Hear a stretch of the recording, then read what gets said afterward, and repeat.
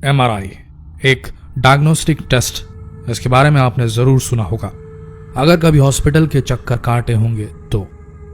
MRI magnetic resonance imaging एक महंगा लेकिन कारगर इमेजिंग टेक्नोलॉजी है जो इंसानी शरीर के अंदर मौजूद ऑर्गन्स, अंदरूनी अंगों को देखने के लिए इस्तेमाल किया जाता है। इस्तेमाल तो किया जाता है ये इलाज में डॉक्टर्स की मदद के लिए, लेकिन आपको बता दें एमआरआई मशीन अगर चाहे तो जान भी ले सकती है। मैग्नेटिक रेजोनेंस इमेजिंग, जैसा कि नाम से ही आप भांप सकते हैं, स्ट्रॉन्ग मैग्नेटिक फील्ड का इस्तेमाल किया जाता है इसमें। इस मशीन में मानव शरीर के अंदर झांकने के लिए मैग्नेटिक फील्ड का इस्तेमाल किया जाता है। हालांकि एमआरआई मशीन से एक्सरे मशीन की तरह हानिकारक रेडिएशंस तो नहीं निकलते, लेकिन एमआरआई ऑपरेटर और मरीज ने अगर जरा सी भी लापरवाही बरती तो ये मशीन चीथड़ उड़ा सकती है शरीर के। आज के इस वीडियो में हम उन बेहद दर्दनाक हादसों के बारे में आपको बताएंगे जो एमआरआई मशीन को लापरवाही से इस्तेमाल करने की वजह से हुए। तो दिल थाम के बैठिए, ये वीडियो बेहद हृदय विदारक हो सकता है। एमआरआई का हादसा नंबर 5, राजेश मारू। 2018 की बात है।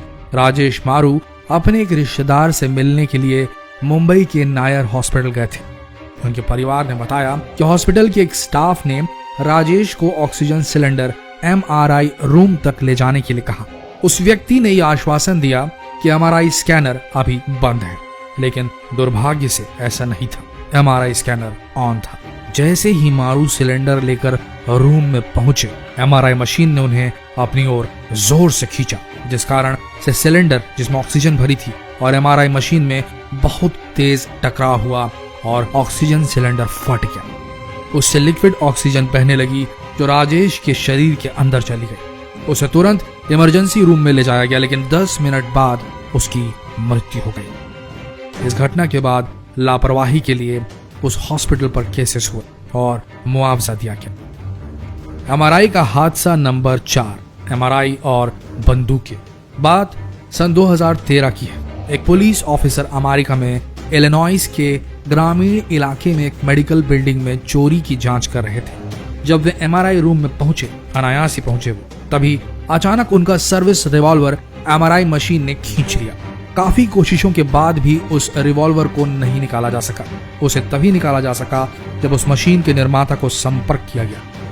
2013 में हुई पुलिस अफसर के साथ ये घटना पहली नहीं थी। 2009 में भी इसी तरह की घटना हुई थी। एक अफसर अपनी मां से मिलने के लिए एमआरआई रूम गए थे, तभी उनकी रिवॉल्वर भी एमआरआई मशीन द्वारा खींच ली गई थी। इस घटना में उनका हाथ भी फंस गया था, लेकिन वो किसी तरह अपने हाथ को निकाल पाए थे, लेकिन उनका हथियार कई घंटों तक वहीं फंसा रह गया था।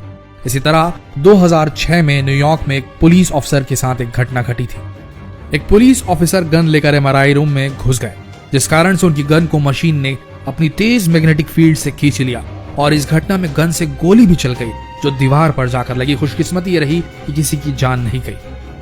एमआरआई का हादसा नंबर 3, डेन महोनी। डेन महोनी एक 79 साल के बुजुर्ग थे जो न्यूयॉर्क मेडफोर्ड के रेडियोलॉजी सेंटर में बुरी तरह से घायल हो गए थे। डेन महोनी के बेटे के अनुसार वहां के लोगों ने बताया था कि एमआरआई रूम में मेटल की वस्तुएं ले जाना बहुत खतरनाक है, लेकिन किसी ने भी डेन महोनी के मेटल वॉकर को, वो वॉकर लेकर चलते थे, उसे रूम के बाहर रखने के लिए कहा ही नहीं। सब ने डेन महोनी के उस वॉकर को नजरअंदाज कर दिया, भूल गए, लापरवाही कर दी। फिर क्या था, जैसे ही महोनी एमआरआई रूम में प्रवेश करते हैं, उनका मेटल वॉकर सीधा छूटकर मिसाइल बन जाता है और मशीन में जा चला जाता है और वो बुरी तरीके से गिर जाते हैं, जिस कारण से उनके सिर पर बहुत गंभीर चोट आती है। 2 दिन बाद उन्हें दिल का दौरा पड़ता है और ठीक 2 महीने बाद उनकी मृत्यु हो जाती है। बाद में महोनी के परिवार को उस हॉस्पिटल द्वारा मुआवजा दिया जाता है। एमआरआई का हादसा नंबर 2, माइकल कोलंबिनी। यह घटना 2001 में न्यूयॉर्क शहर के वेस्ट चेस्टर मेडिकल सेंटर में घटी। माइकल कोलंबिनी 6 साल का बच्चा था जिसके ब्रेन में एक ट्यूमर था और उसकी हाल ही में सर्जरी हुई थी और सर्जरी की प्रोग्रेस देखने के लिए, जो हीलिंग हुई थी उसको चेक करने के लिए एमआरआई कराने की नसीहत दी गई थी।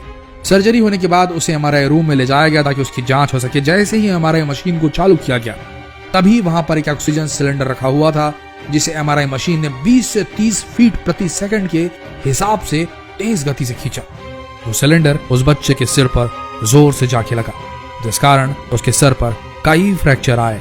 उसके मस्तिष्क को काफी चोटें पहुंची। उस बच्चे ने दम तोड़ दिया। एमआरआई के हादसा नंबर 1, मुंबई का हादसा। यह घटना 2014 के एक मुंबई के हॉस्पिटल की है। स्वामी रमैया, जो कि एक तकनीकी सहायक थे, वे MRI मशीन को स्कैन के लिए तैयार कर रहे थे। तभी उन्होंने वार्ड बॉय सुनील जाधव को ऑक्सीजन मास्क लाने के लिए कहा। सुनील वहां पर नया लगा था, नया कर्मचारी था, इसलिए उसे MRI रूम के बारे में ज्यादा पता नहीं था, उसे रूल्स रेगुलेशन नहीं पता थे। लेकिन सुनील को सुनने में गलती हुई कि ऑक्सीजन मास्क लाना है या ऑक्सीजन टैंक। वो भूल गया और उसने 4 फुट का ऑक्सीजन टैंक MRI रूम में घुसा दिया। जैसे ही सुनील मशीन के पास गया, मशीन ने पूरी ताकत के साथ उस सिलेंडर को अपनी ओर खींच लिया, जिस कारण से सुनील और रमैया MRI मशीन और सिलेंडर के बीच बुरी तरीके से फंस गए। ये दोनों उस मशीन में 4 घंटे तक फंसे रहे, क्योंकि उस मशीन का इमरजेंसी स्टॉप बटन काम नहीं कर रहा था। इस घटना में जाधव के कंधे फ्रैक्चर हुए और रमैया की किडनी डैमेज हो गई और इंटरनल ब्लीडिंग शुरू हो गई। वहां के लोगों ने बताया कि उस सिलेंडर को निकालने के लिए रस्सियों का सहारा भी लिया गया, लेकिन जब तक उस मशीन के टेक्नीशियन नहीं आए तब तक उसे निकाला नहीं जा सका। बाद में उन दोनों का इलाज उसी अस्पताल में हुआ और उन्हें मुआवजा भी दिया गया। तो दोस्तों, अगली बार अगर आप हॉस्पिटल जाएं और MRI कराने वाले हों तो इस बात का खास ख्याल रखें कि कोई भी मेटल की चीज लेकर ना जाएं। आपके शरीर में कोई भी मेटल इम्प्लांट नहीं होना चाहिए। MRI सेफ मटेरियल से जो इम्प्लांट होंगे वही सेफ रहेंगे, अन्यथा नहीं। इस बात का खास ख्याल रखें। जितना हो सके इस वीडियो को शेयर करें, फेसबुक पर शेयर करें, व्हाट्सएप पर शेयर करें। न जाने कब आपको MRI की जरूरत पड़ जाए। तो मिलते हैं अगले वीडियो में, तब तक के लिए बने रहिए हमारे इस दिलचस्प पेज के साथ, जिसमें आने वाले दिनों में कुछ बहुत ही रोचक वीडियोस डलने वाले हैं। तो अभी फॉलो कीजिए इस पेज को। धन्यवाद।